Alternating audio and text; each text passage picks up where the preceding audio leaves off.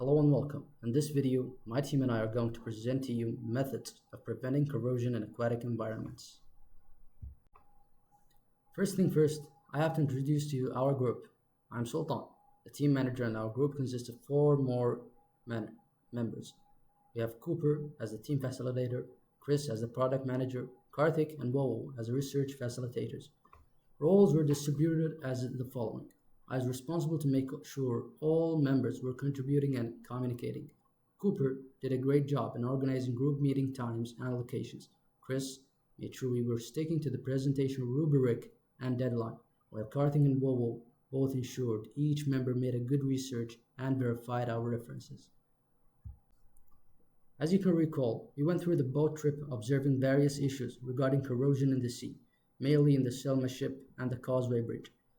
One of our observations suggests that contact between the ship and seawater can make steel wires in the concrete structure weak through the process of corrosion. This is just a simple chemical reaction between steel and chloride ions that we will further investigate in this presentation. Of course, just like any other research team, we faced difficulties. Some difficulties we faced are that we didn't manage our time in a proper way during the first few weeks, and we had a lack of communication. Some solutions implemented were we divided the tasks effectively among all team members and created a group slot or group chat in order to ease the situation and communicate with each other easily. So our team explored the various effects of the marine environment on marine infrastructure, including the ecological effects of marine projects, from chemical changes to structural impacts, the unique challenges posed by seawater and its corrosive effects on equipment, the engineering challenges posed by excessive mechanical stress due to factors like wave action and tidal currents, creative ways to budget projects to ensure the ability to maintain them for long periods of time, and the effects of seawater contamination on hydraulic systems, especially on the seals and gaskets.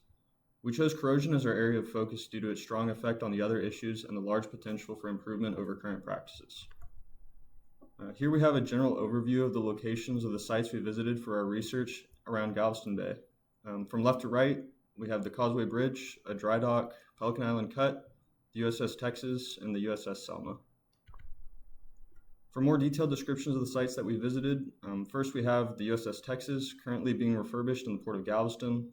The costly and time-consuming repair process shows the need for preventative action when it comes to battling corrosion. It shows that it is much easier and more cost-effective to maintain existing infrastructure by choosing the right materials and treating them properly, rather than fixing already damaged pieces.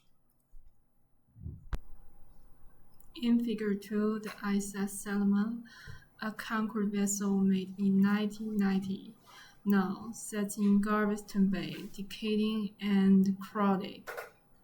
This shows how the effects of the localized corrosion on the materials and important when considering making marine structures.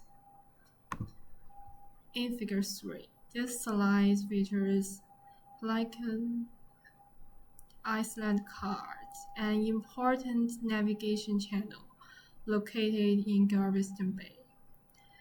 Pelican Island cards services as a shelter for smaller boats and during storms. However, over time, the effects of erosion have taken a toll on this channel.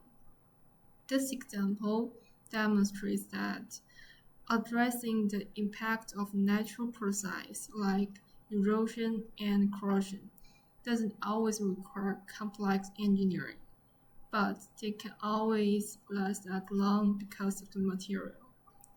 In Figure 4, the Causeway Bridge is used as a train connector and is constantly used to light upcoming trains for pathways, no issues. This shows how proper consideration into materials to prevent corrosion from stopping operation goes a long way, and also how to be careful when handling building with electricity in mind. In this picture, you can see the dry dock that is right outside the Tamuchi campus. There are many parts of the dock that are corroded. This is due to regular contact with water when ships have to enter and leave the dock. Excessive corrosion can cause moving parts of the dock to malfunction because of weakened strength and a layer of rust impeding precise movements. Using all this information and data from these pictures, we can find some very insightful links to our proposal. For example, looking at the Causeway Bridge and wet dry dock gives a great example of how corrosion plays a huge role in how parts lose their effectiveness and integrity over time. Another finding are the two old ships, the SS Selma and USS Texas, which both have lasted a long time, one due to its long history of maintenance and repairs, and the other due to its materials, yet they both suffer massive corrosion damages to this day. Finally, Pelican Island cut is a clear example of how both sediment and the ocean fight against each other and how erosion can affect the marine environment. By noticing these issues, we can find many key points, such as the need for low-cost yet effective materials, reducing the amount of maintenance required as it is a huge money dump and is a waste of resources. And we can also see the clear need to create long-lasting solutions that don't have short lifespans due to material restrictions, and how contamination due to corrosion can affect marine environments in more than just one specific way. From our research, we found that corrosion is a regular byproduct of marine engineering. Corrosion affects all aspects of marine engineering because metals exposed to water will corrode. In this picture, you can see that both the bow of the boat and the anchor have corroded. A main focus of marine engineering is how to reduce and avoid problems with corrosion. There have been many solutions found to mitigating corrosion, but it is not preventable. Corrosion leads to loss of efficiency, contaminated products, and damage to metallic equipment. Corroded metals can become toxic and infect the ocean and present harm to marine life. They release pollutants which can alter the composition of water and the environment around it. Corrosion also leads to an increase in cost for machinery. Constant maintenance and replacement of parts requires a lot of money and can be prevented by previous planning. With all these clear and impactful problems, we can look into different preventative solutions and see which works best, where we can apply them, and where we cannot. A promising yet expensive solution is hot dip galvanization, where metal is coated with a zinc layer that corrodes instead of the internal metal, leading the galvanized parts to sustain much more longer underwater treatment than other parts. Another interesting solution that is environmentally friendly is aluminum anodizing, which is when aluminum is put into an electrolyte solution that causes an increase in both durability and corrosion resistance, and due to these properties, it is often used in gears, tool shafts, and fasteners. The one downside to this process, however, is that it can be compromised if the material is physically damaged, leading to localized corrosion. So it is important to consider this when creating different tools and parts with its unique material.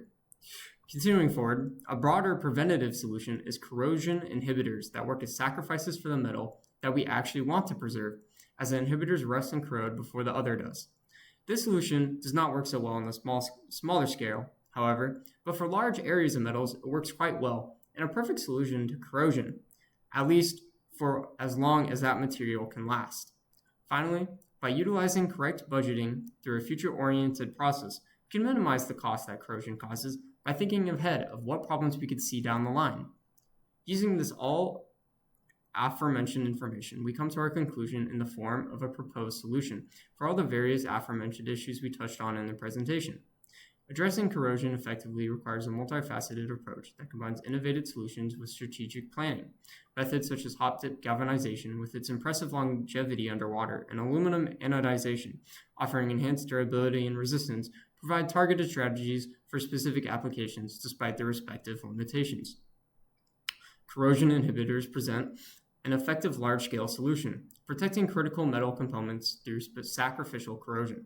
By integrating these technologies with a proactive future-focused budgeting process, we can not only mitigate the impact of corrosion, but also anticipate and address future challenges efficiently. Together, these solutions form a comprehensive framework for tackling the diverse issues outlined in this presentation. Thank you so much for listening. Here are all our references that we used. And yeah, thank you so much.